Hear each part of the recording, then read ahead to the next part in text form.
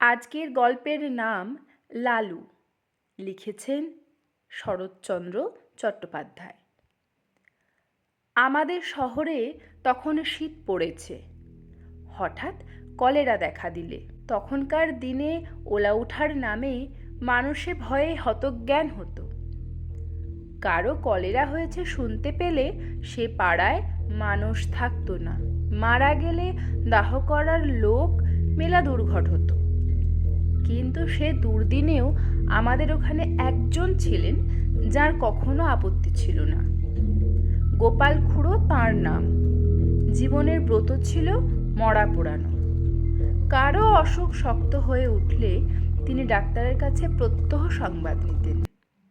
আশা নেই শুনলে খালি পায়ে গামছা কাঁধে তিনি ঘণ্টা দুই পূর্বেই সেখানে উপস্থিত হতেন।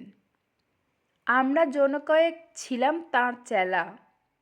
মুখ ভার করে বলে যেতেন, ওরে আজ রাত্রিটা একটু সতর্ক থাকিস, ডাকলে যেন সাড়া পাই।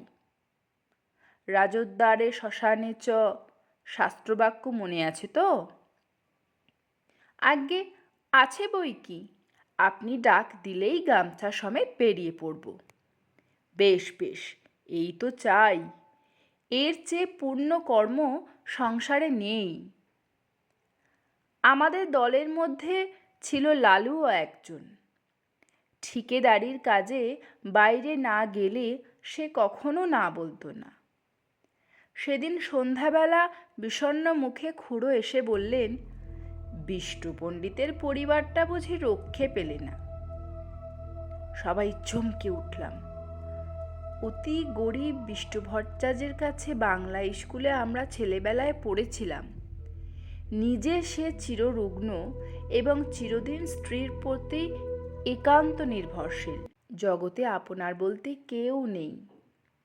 তার মতো নিরীহ অসহায় মানুষ সংসারে আমি দেখিনি। রাত্রি আন্দাজ 8টা। দড়ির খাটে বিছানা সমেত পণ্ডিত গৃহিণীকে আমরা ঘর থেকে উঠোনে নামালাম। পণ্ডিত মশাই ফ্যাল ফ্যাল করে চেয়ে রইলেন। সংসারের কোনো কিছুর সঙ্গে সে চাহনির তুলনা হয় না, এবং সে একবার দেখলে সারা জীবনে ভোলা যায় না। মৃতদেহ তোলবার সময় পণ্ডিত মশাই আস্তে আস্তে বললেন, আমি সঙ্গে না গেলে মুখাগ্নির কি হবে? কেউ কিছু বলবার আগে লালু বলে উঠল, ও কাজটা আমি করব পণ্ডিত মশাই। আপনি আমাদের গুরু, সেই সম্পর্কে উনি আমাদের মা। আমরা সবাই জানতাম শ্মশানে হেঁটে যাওয়া তার পক্ষে অসম্ভব। বাংলা স্কুল 5 মিনিটের পথ হাঁপাতে হাঁপাতে সেটুকু আসতেও তার আধ ঘন্টার বেশি সময় লাগত।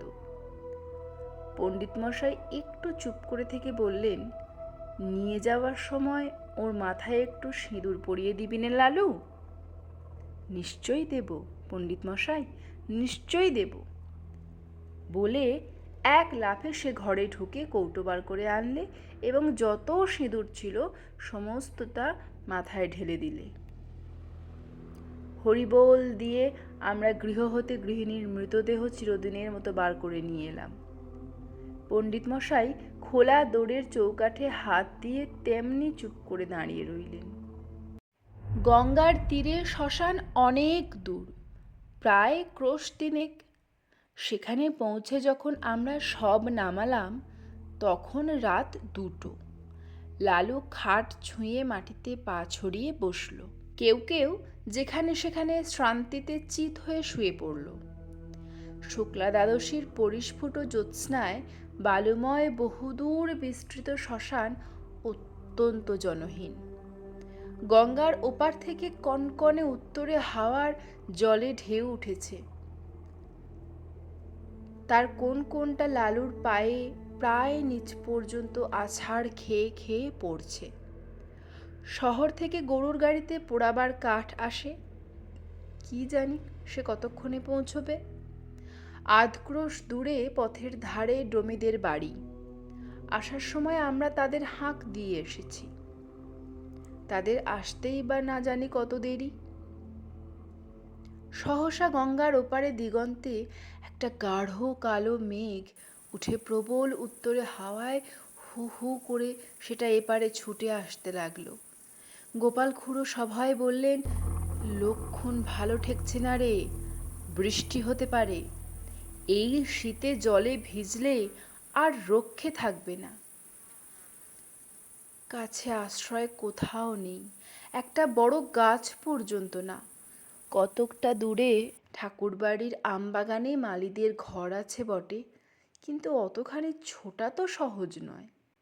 দেখতে দেখতে আকাশ গেল ছেয়ে, চাঁদের আলো ডুবল অন্ধকারে। ওপার থেকে বৃষ্টিধারার শোঁ শোঁ শব্দ কানে এলো। ক্রমশ সেটা নিকটতর হয়ে উঠল। আগাম ২-১০ ফোঁটা সকলেরই গায়ে এসে পড়ল তীরের মতো। কি করি ভাবতে ভাবতেই মুষলধারায় বৃষ্টি নেমে এলো। মরা রইল পড়ে। প্রাণ বাঁচাতে কে যে কোথায় ছুট দিলে তার ঠিক ঠিকানা নেই। জল থামলে ঘণ্টাখানেক পরে সবাই একে একে ফিরে এলাম। মেঘ গেছে কেটে, চাঁদের আলো ফুটেছে দিনের মতো। ইতিমধ্যে গরুর গাড়ি এসে পৌঁছেছে। গাড়োয়ান কাঠ এবং সপ্তাহের অন্যান্য উপকরণ নামিয়ে দিয়ে ফিরে যাওয়ার উদ্যোগ করছে, কিন্তু ডোমেদের দেখা নেই। গোপাল খুড়ো বললেন, ও বেটারা ওই রকম, শীতে ঘর থেকে বেরোতে চায় না। মনি বলল, কিন্তু লালু এখনো ফিরল না কেন? সে যে বলেছিল মুখে আগুন দেবে, ভয় বাড়ি পালালো না তো? খুড়ো লালুর উদ্দেশ্যে রাগ করে বললেন, ওটা ওই রকম, যদি এতই ভয় মরা ছুঁয়ে বসতে গেলি কেন? আমি হলে বজ্রাঘাত হলেও মরা ছেড়ে যেতাম না। ছেড়ে গেলে কি হয় খুড়ো? কি হয়? কত কি! শ্মশান ভূমি কি না? শ্মশানে একলা বসে থাকতে আপনার ভয় করতো না? ভয় আমার? অন্তত ১০০০টা মরা পুড়িয়েছি জানিস। এরপরে মনি আর কথা কইতে পারলে না, কারণ সত্যই খুড়োর গর্ব করার সাজে। শ্মশানে গোটা ২ কোদাল পড়েছিল, খুড়ো তার একটা তুলে নিয়ে বললেন, আমি চুলোটা কেটে ফেলি, তোরা হাতাহাতি করে কাঠগুলো নিচেই নামিয়ে ফেল। খুড়ো চুলি কাটছেন, আমরা কাঠ নামিয়ে আনছি। নড়ু বললে, আচ্ছা, মরাটা ওরকম ফুলে দুগুণ হয়েছে না? খুড়ো কোনো দিকে না তাকিয়েই জবাব দিলেন, ফুলবে না, লেপ কাঁথা সব জলে ভিজছে যে। কিন্তু তুলো জলে ভিজলে তো চুপসে ছোট হয়ে যাবে খুড়ো, ফুলবে না তো? খুড়ো রাগ করে উঠলেন, তোর ভারী বুদ্ধি, যা করছিস কর। কাঠ বহা প্রায় শেষ হয়ে এলো। নরুর দৃষ্টি ছিল বরাবর খাটের প্রতি। সে হঠাৎ থমকে দাঁড়িয়ে বলল, খুড়ো, মরা যেন নড়ে উঠল। খুড়োর হাতের কাজ শেষ হয়েছিল। কোদালটা ছুঁড়ে ফেলে দিয়ে বললেন, তোর মতো ভীতু মানুষ আমি কখনো তো দেখিনি নরু। তুই আসিস কেন এসব কাজে? যা, বাকি কাঠগুলো আন, আমি চিতাটা সাজিয়ে ফেলি, গাধা কোথাকার। আবার মিনিট ২ গেল। এবার মনি হঠাৎ চমকে উঠে ৫-৭ পা পিছিয়ে দাঁড়িয়ে সভয়ে বলল, না খুড়ো, গতিক ভালো ঠেকছে না, সত্যিই যেন মরাটা নড়ে উঠল। খুড়ো এবারে হা হা করে হেসে উঠে বললেন, ছোঁড়ার দল, তোরা ভয় দেখাবি আমাকে, যে ১০০০-এর ওপর মরা পুড়িয়েছে তাকে? নূর বললে, ওই দেখুন, আবার নড়ছে। খুড়ো বললেন, হাঁ নড়ছে, ভূত হয়ে তোকে খাবে বলে। মুখের কথাটা তার শেষ হলো না, অকস্মাৎ লেপ কাঁথা জড়ানো মরা হাঁটু গিরে খাটের ওপর বসে ভয়ঙ্কর বিশ্রী খনা গলায় চেঁচিয়ে উঠে বলল, না না, নড়ুকে না, গোপালকে খাবো। ওরে বাবা রে! আমরা সবাই মারলাম ঊর্ধ্বশ্বাসে দৌড়। গোপাল খুড়োর সম্মুখে ছিল কাঠের স্তূপ। তিনি উপরের দিকে আমাদের পিছনে ছুটতে না পেরে ঝাঁপিয়ে গিয়ে পড়লেন গঙ্গার জলে। সেই কনকনে ঠান্ডা এক বুক জলে দাঁড়িয়ে চেঁচাতে লাগলেন, বাবা গো, গেছি গো, ভূতে খেয়ে ফেললে গো, রাম রাম রাম। এদিকে সেই ভূত তখন মুখের ঢাকা ফেলে দিয়ে চেঁচাতে লাগলো, ওরে নির্মল, ওরে মণি, ওরে নরু, পালাস নে রে, আমি লালু, ফিরে আয়, ফিরে আয়।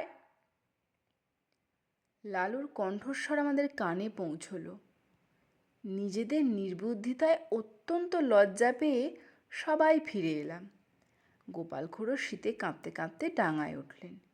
লালু তার পায়ে ধুলো নিয়ে সলজ্জে বললে, সবাই জলের ভয়ে পালালো, কিন্তু আমি মরা ছেড়ে যেতে পারলাম না, তাই লেপের মধ্যে গিয়ে ঢুকে পড়েছিলাম। খুড়ো বললেন, বেশ করেছিস বাবা, খাসা বুদ্ধি করেছিল। এখন যাও, ভালো করে গঙ্গা মাটি মেখে চান করোগে। এমন শয়তান ছেলে আমি জন্মে দেখিনি। তিনি কিন্তু মনে মনে তাকে ক্ষমা করলেন। বুঝলেন, এত বড় ভয়শূন্যতা তার পক্ষেই সম্ভব। এই রাতে একাকী শ্মশানে কলেরার মরা, কলেরার বিছানা, এর সব সে গ্রাহ্যই করলে না। মুখে আগুন দেবার কথায় খুড়ো আপত্তি করলেন, না, সে হবে না, ওর মা শুনতে পেলে আর আমার মুখ দেখবেন না। সপ্তাহ সমাধা হলো। আমরা গঙ্গায় স্নান সেরে যখন বাড়ি ফিরলাম, তখন সেই মাত্র সূর্যোদয় হয়েছে। এই ছিল আমাদের চ্যানেলে আজকে প্রথম গল্প। সেভাবে কোনো পরিকল্পনা না করেই একটা ছোট গল্প পাঠ করার সাহস দেখিয়েছি। সবার কেমন লাগলো অবশ্যই জানাবেন। আর যদি কোনো রকম কোনো ভুলচুক হয়ে থাকে, কোনো ভুল ত্রুটি হয়ে থাকে, সেটা আগামী দিনে সংশোধনের জন্য নিশ্চয়ই কমেন্ট করে জানাবেন, তাহলে আমাদের সুবিধা হবে বুঝতে। আর সবথেকে বড় কথা, এরকম গল্প আপনারা আর শুনতে চান কি না, বা শুনতে চাইলে কি কি গল্প শুনতে চান, সেগুলোও কিন্তু জানাতে ভুলবেন না। ভালো লাগলে শেয়ার করবেন। ধন্যবাদ।